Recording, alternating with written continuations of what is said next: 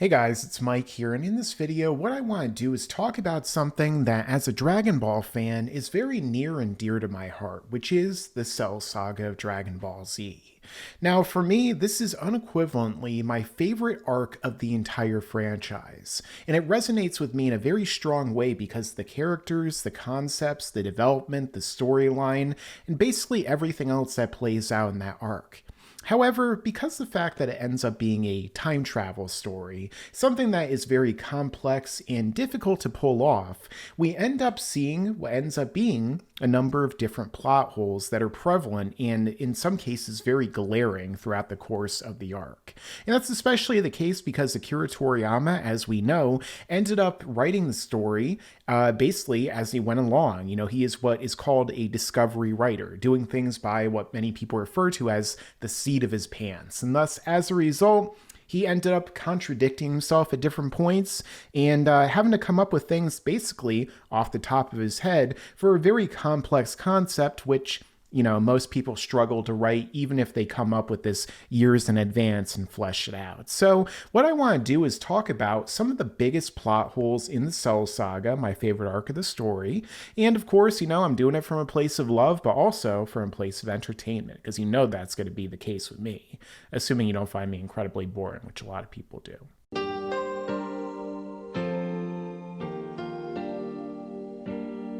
But anyway, let's get into that right now, as I'm going to be going through what I think are some of the biggest examples here. Some of you may come up with some others or may have thought of other ones that are bigger than these. And I'm also going to be considering ones and talking about ones that many people also consider to be plot holes, which kind of ride the fence a little bit depending upon your perspective. So let me go ahead and get into the first one right now. And that's going to begin with what many people consider to be a plot hole, which is going to be future Trunks' misunderstanding or lack of understanding of how time travel works and really how the events with Goku were supposed to play out. Because as we know, future Trunks initially showed up. I'm going to be showing the manga throughout the course of this story, of course, the original variation that Toriyama wrote, because there are certain plot holes that are only in here, or certain inconsistencies at least, that many people will have completely missed if they've only seen the anime. But as we know, future Trunks showed up. He had this whole big thing that happened where he fought Frieza and King Cold, wiped them out mercilessly, as we could see here, and ended up turning him into wasted potential and then some chop suey along the way. As you could see, he's pretty much vaporized along with his ship. Now, as we see later on, after Goku arrives, the reason why Trunks did this is because, as he says down here, you were meant to defeat him, but for some reason there was a time discrepancy and you couldn't, so I had to intervene. Of course, Trunks learns very quickly, pretty much immediately in fact, that he never actually needed to because the fact that Goku could utilize teleportation, the ability to instantaneously move from his ship that was on track and on course to get to the Earth to where Frieza and King Cold were so that he could stop them and defeat them as he did in the original timeline. But for whatever reason, Trunks was completely unaware of this. Even though we know for a fact that Trunks' mother is Bulma, which I'll get into in the next arguable plot hole. And, of course, she should have already known about this entire situation. She knew that Goku showed up exactly when he showed up, to the very moment of him arriving, which Trunks already knew too. And as a result, there really wasn't any kind of timeline discrepancy. Rather, there was actually instead an issue where there ended up being Trunks not needing to intervene and making additional changes beyond what he ever really needed to. And so the question is, why didn't Trunks already know this? Why didn't he know about Goku's teleportation? Why didn't he know about a number of other things that happened during this course of time? And why did he think that he needed to intervene? So there's the first kind of contradiction, or the first real, I guess you could say, argument for Toriyama changing his mind about how time travel works as the course of the arc went along. After all, Toriyama changed his mind about a lot of things, because I'll get into that in a little bit, but the initial antagonists of the arc were also quite different, as we'll get into soon. But the next thing that I want to discuss is going to be the next thing that we hear about, which is that Goku finds out from future Trunks that his mother is in fact Bulma, that she's standing right over there. And at that point, he freaks out. The only one who could actually hear this situation occurring is Piccolo, who gets a little bit weirded out by the situation of Vegeta and Bulma ending up together, which is only natural, of course, for most people to be weirded out by that at this point in the story, especially since maybe, a year or two ago, Vegeta was on the verge of killing her and basically everyone else on the planet. But with that being said, one of the things that Trunks says after this is, please promise that you'll keep this part a complete secret, because if they find out and it bothers them, I might never be born. So a lot of people have interpreted this as also being a plot hole because of the fact that, of course, this isn't how time travel works in Dragon Ball. After all, future Trunks never would have affected his own existence in the least, even if he were to, let's say, show up and kill both Vegeta and Bulma himself if he really wanted to, because I guess he's in this weird scenario, he'd be kind of a psychopath. But either way, the fact of the matter is that Goku, would have never jeopardized this future Trunks or even the original Trunks, as we know this isn't the original Trunks either, and his existence, because the fact that when Trunks went back in time, he actually created another timeline. Or in this case, Cell is the one who created the main timeline, as they like to call it in this franchise, even though this is really like the fourth one. So with that being said, you could actually go to a future time where they're discussing how time travel works right here, and Trunks says, how about this? I go further back into the past with my time machine and destroy them before they're activated, when he's referencing the androids. We know where Dr. Gero's lab is now. Why wouldn't it work, Yamcha says. Wait. And Krillin is the one who corrects him, interestingly. Didn't you say the time machine isn't perfect? And Goku told me it takes a long time for it to charge. Will you be able to get back to the future after this? And he says, I don't know. And then Gohan says, but if Trunks goes back to the past and destroys the androids, what's going to happen to them in the present? Are they going to disappear? And then Trunks goes on to explain that it would only affect that timeline. And in this timeline, the androids would not be affected. Instead, they would just be creating new ones. Like, for example, okay, your Goku's life was saved by the medicine that I brought from the future, but in my timeline, Goku still died from the disease. In other words, there's both a future in which Goku has died and one in which he has lived. Each change in the past creates new futures. So again, even if Goku killed the androids in Trunks' future, or they went back in the past and wiped them out, it wouldn't affect what we're seeing right now in the storyline. So again, why would Trunks have thought that this will keep him from being born and affecting his own existence, when in fact we know later on that isn't the case? Of course, there are two different volumes separating the scene, almost exactly two. There's about 30-something pages or so that are separating it.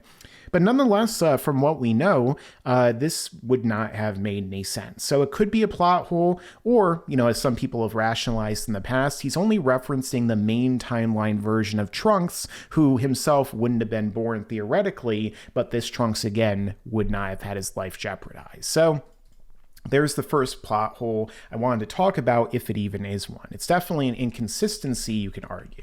Now, the next one I want to get into is something that also happens over the course of this conversation. Let's get into that right now. So, for the most part, most people tend to believe that what will occur is that in the manga, in the anime, it's usually one for one. In other words, everything that you hear the characters say or you read them say, depending upon the version you're watching, is going to be the same.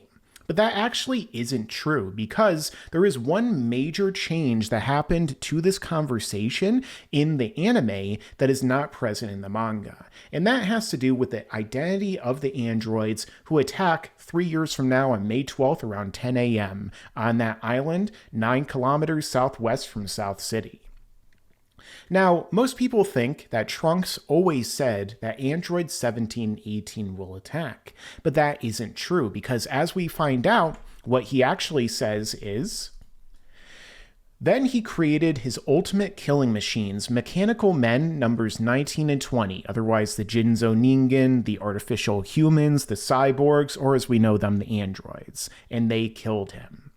So again, Trunks right here is blatantly saying that 19 and 20 are the androids that will show up. Not 17 and 18, not 16, 17, and 18. 19 and 20 are the ones in the original version of the story that showed up and wiped out the Z-Fighters and devastated the Earth. Now, of course, that is what happens in the main storyline, where 1920 are the ones who show up at that exact date and time and were predicted to do so. Of course, things are totally changed, however, because 20 himself is Dr. Gero, if you read and watch the Japanese. I know people hate when I say that. Maybe we could call him Dr. Gero to kind of bridge those two gaps. Now everyone's going to hate me on both sides, I know it.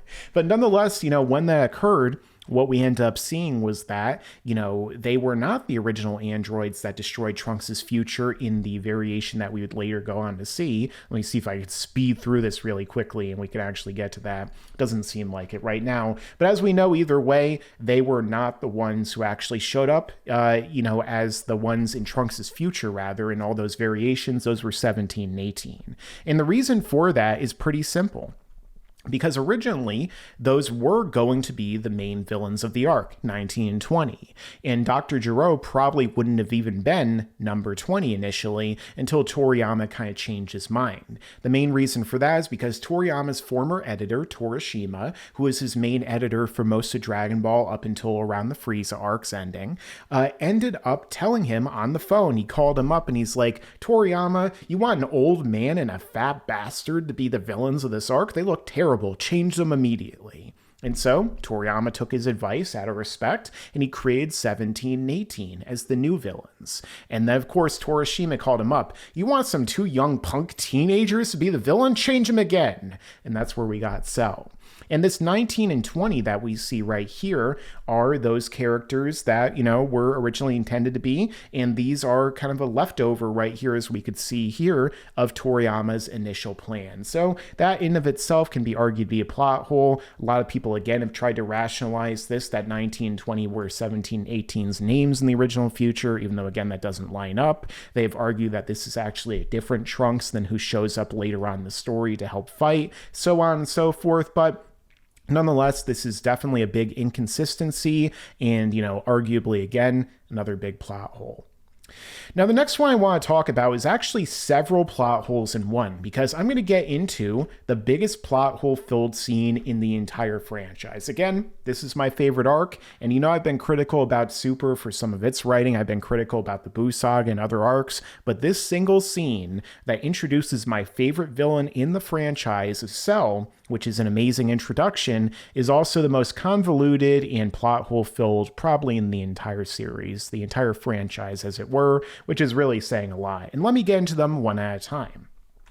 So first off, we have the fact that Cell is thinking that he has Piccolo defeated because, as we could see right here, Piccolo had his arm drained. Now, as I'll be getting into in a moment, it doesn't really make any sense whatsoever for Cell to think that this is an issue because he has Piccolo's DNA, and he also knows basically, his different powers because Cell himself has them. But we'll get into that momentarily. First off, Piccolo convinces Cell to reveal his evil plan, and much like a Bond villain, he starts to monologue and say all of it, saying that he was created by Dr. Gero's computer, Dr. Gero. Long ago, the good doctor, yeah, that's Cell's perspective, all right, began experimenting with creating a life form out of samples of cells he gathered from the great fighters. But progress was slow, and he finally put it aside. His computer, however, never gave up. Cells from Son Goku, Piccolo, and Vegeta were harvested when the latter came to the Earth. Goku cells from 3 years ago, no wonder that Kamehameha was not much to speak of. Now, that's another thing that's kind of questionable here. Why does Goku cells from 3 years ago in any way impact how powerful Cell's Kamehameha is when Cell is like thousands or millions of times stronger than Goku at that point? Whatever, that's splitting hairs. Also, talking about splitting, we have the cells from Frieza, as you can see over here, and King Cold. A lot of people, for some reason, don't seem to think that Cell has their cells in them, but yeah, they obviously do. However, here's the first big plot hole right here, which is that we were lucky that Frieza and his father came to Earth too, so that we can get samples from them. We could have added Trunks' cells to the line, but we had enough Saiyan samples. So there's a first big issue. In the main timeline, Frieza and King Cold were killed in the fashion we see on the left by Trunks. The same thing also happened in the unseen timeline. The original Trunks went back to and saved originally that didn't have the presence of Cell within it, other than the one that was being created with Dr. Gero's computer. And I talked about that in a video you could see in the top right of my screen in the cards, where I talked about the villains alive in other timelines, because that Cell probably still is, unless they went there and wiped him out or something along the way. So Cell, like I said before, could not have had cells given to him by Trunks, and he shouldn't have been knowledgeable about the fact that Trunks killed King Cold and Frieza for the most part, just because the fact that in the main timeline and the original timeline, or the original timeline Future Trunks, I know this gets convoluted here, guys, Goku was the one who killed King Cold and Frieza. So it doesn't really make any sense for Cell to say that they could have gotten Trunks' cells, because there never would have been an actual opportunity for them to do that except in the main timeline. So that's a big plot hole right there that makes no sense, and I've made videos about that before. Now, other people have said that, it could be that Cell somehow, sensed everything that was happening when he was underground, and, he kind of extrapolated this to talk about his own version of himself in the main timeline, or maybe that he went to Dr. Gero's computer after he woke up and found the androids weren't there, and then he read, through the computer's dialogue or whatever and figured out that his main timeline version, could have had Trunks' cells added, but then there was enough Saiyan samples. But again, this is just a plot hole because Toriyama had to come up with this off the top of his head in 1 week and probably wasn't thinking close enough, or wasn't, doing a Toriyama thing and going back and rereading what happened. So he remembered in the main timeline that Trunks killed them, when really in the original timeline that Cell is from, it was actually Goku who killed them. So you could say you could just replace Trunks with Goku here. We could have added Goku's cells to the line, but we had enough Saiyan samples, including from him, and that would make perfect sense. But again, it doesn't really work here. And maybe, you could argue that Toriyama just didn't think his audience was intelligent enough to remember that Goku killed them in the original timeline, but I don't think that's the case. So there's one big plot hole right there. Another one that happens is going to be, right here as well, where he talks about, let's go down here. Why did it take you 3 years after you came back to this time? 3 years as a nymph under the ground, because basically we know that Cell went to his larval state. So one of the questions is, because Cell can regenerate, why did he actually revert or regress back to his larval state when he went back in time? We know that he couldn't fit into the time machine. That's basically the reason why they've given that argument. However, the fact of the matter is that the argument could also be made that why didn't Cell just, rip his arms and legs off and shove himself into the time machine and then regenerate when he came back? That's not really a plot hole, though, necessarily. It's more of a nitpick as well. But again, another issue is that, as we know, when I was activated in the future, number 17 and 18 were gone. Didn't know how they were defeated by Trunks, perhaps. But luckily, Trunks had a time machine. I killed him, took it, and came back here looking for number 17 and 18, and here we are. Piccolo then asks, but why did you choose those 3 years ago? And he says right here, Cell, I didn't. Trunks had reprogrammed the machine to that year, and I just pushed the button. So here's a big plot hole right here, what Piccolo says. Of course, Trunks probably wanted to come tell us that he was able to destroy the androids in the future. So this doesn't make any sense right here, because the fact of the matter is that Trunks never would have gone back to 4 years before the androids arrived in order to tell them this, because not only would the characters have not ever met Trunks at that point, but additionally, Cell, going back to this previous time, actually created a new timeline altogether, which Trunks, as we established, understands and knows about, especially by that point in the story when he would have theoretically gone back years after he returned and defeated his own androids, as we see at the end of this arc. So it never would have made any sense for number one, Trunks to go back to that time period to tell them what happened, and number two, for him to go back to before he ever arrived, because that would have created a brand new timeline. Some people have argued that was the entire point, that Trunks went back in order to create a new timeline to make an even better outcome than the one that he got in the unseen timeline. But again, that doesn't really work,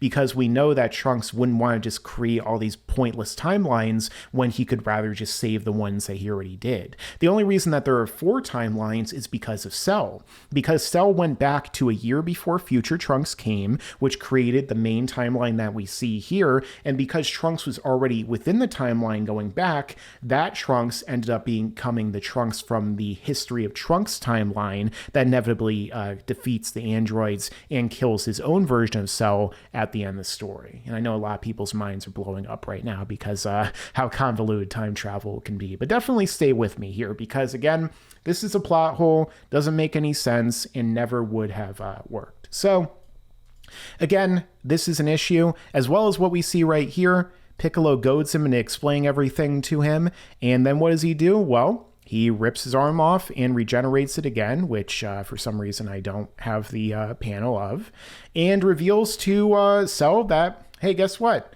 I can actually regenerate.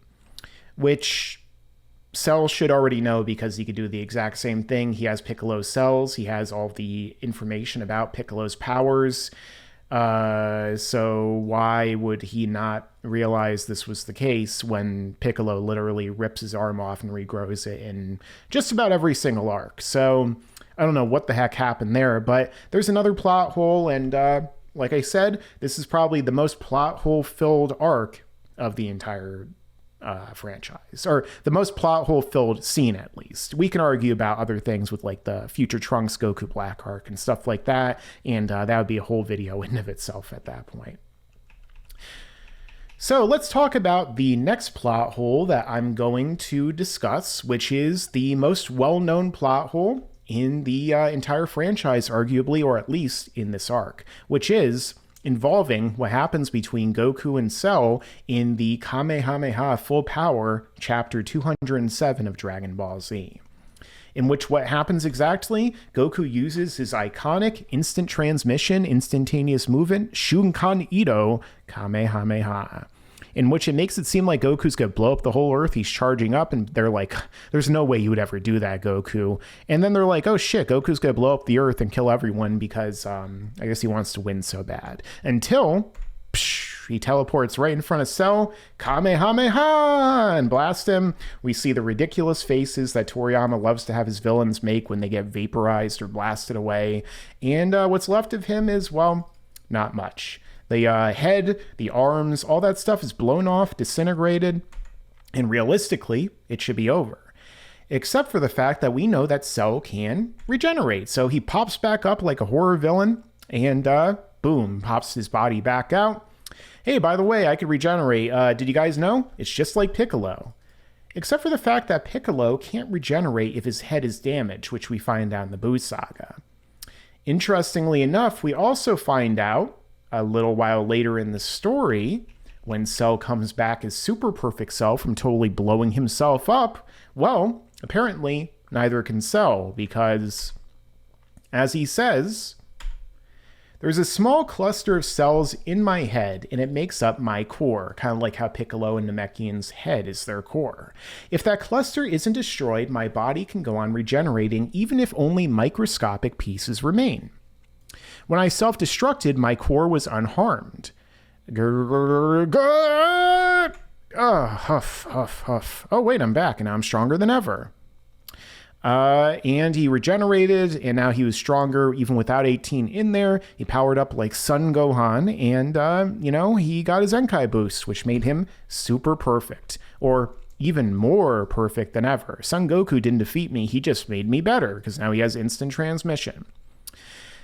So yeah, Cell can regenerate as long as he has the core and cluster of cells in his head still intact. Right, guys? Oh, wait. This is awkward. So yeah, I don't quite know how you can argue this in universe. Well, I actually have heard arguments, because I've heard every argument for every plot hole in this franchise, which is that, well, Cell still had some of his body left over, or maybe Cell can move around his core at will. None of these things are ever said. They just specifically say that Cell's regeneration comes based upon this core. And if he doesn't have the core, well, he's probably not going to regenerate, except in this case where he did, because Toriyama didn't think of that. After all, this was volume 18. This was volume 19. Again, about 100 pages plus separating the two of them. And Toriyama not reading what he wrote in the past, or somehow completely forgetting that Goku vaporized Cell's head, and then in turn bringing him back as Super Perfect Cell, stronger than ever, and ready for his iconic fight against Gohan, because what a twist!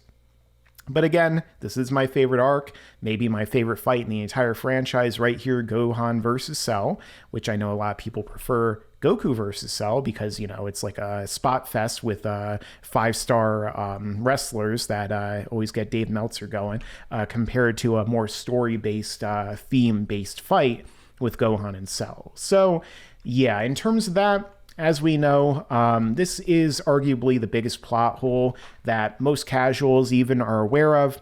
Doesn't make any sense. Some people have used it, especially Goku fans, to be like, well, see, Cell actually got beat by Goku after all. He could win. That makes him way better than Gohan, right, guys?